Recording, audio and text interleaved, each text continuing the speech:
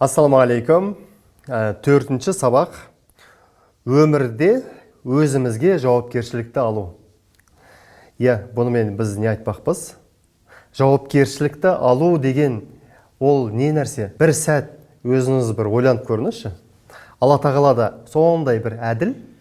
Өзімізге бір жауапкершілікті алмасақ, өзіміздің жұмысымызды істеп жатқан ісімізді, өмірімізді жалпы өз қолымызға алмайтын болсақ, Алла тағала бізге былайша айтқанда ештеңкені бермейді екен де.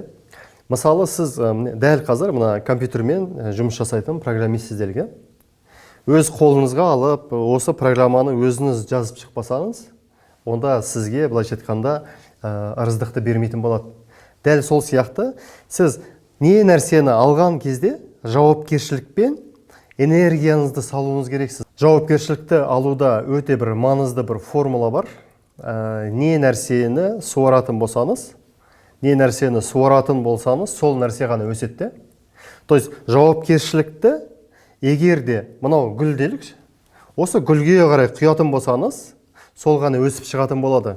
Ол формуласы былай, орысша айтайын сіздерге. Внимание равно время плюс энергия дейді. Былайша айтқанда көңіл тең болады уақытымыз бен энергиямыз. И осыны уақытымыз бен энергиямызды біз қай нәрсеге жауапкершілікпен арнайтын болсақ, сол нәрсе ғана өсіп шығады екен де.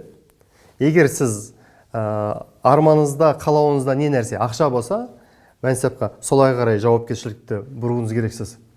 Егер де сіз өзіңізді тұлғалық дамытып алғыңыз келсе, ортаңызды өзгерткіңіз келсе, не нәрсені қалайсыз? Алла тағалаға сигнал бересіз. Ниетіңізді туралап алып, Алла тағалада армандап, дұға тілектерді айтып, и сол жауапкершілікті алған кезде ғана Алла тағала өзгертеді. Сіз өзгермейсіз, сол жауапкершілікті мойныңызға алмайынша.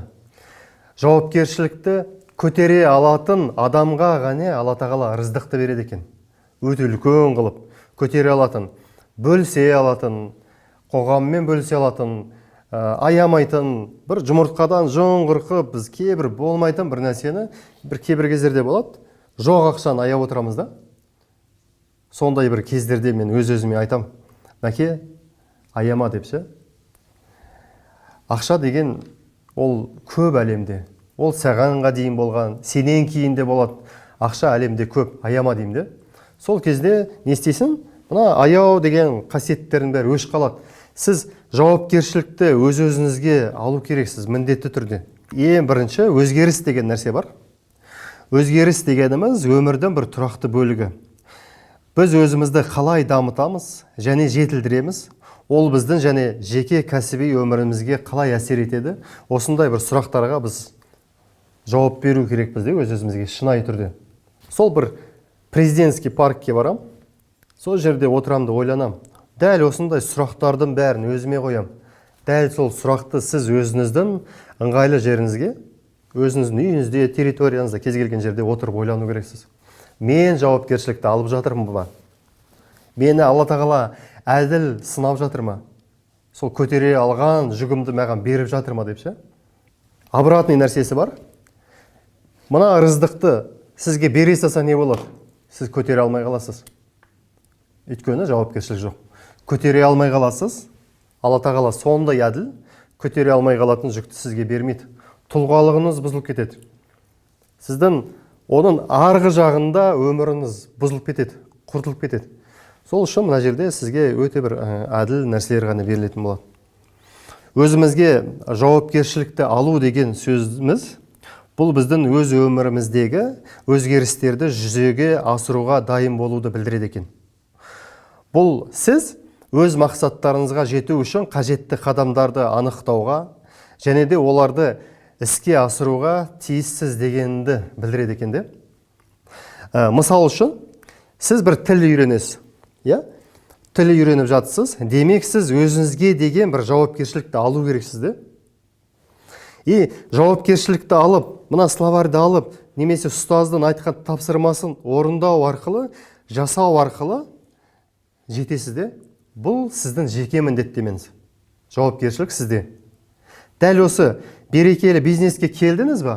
Дәл сол тіл үйренген сияқты жауапкершілікті өзіңізге алып, ұстаздың айтқанын орындап, өзіңізді бір шәкірт позициясына қойып, жауапкершілікті алған кезде, сіз менің мақсатым емес, өзіңіздің ойлаған мақсатыңызға жетеді екенсіз де.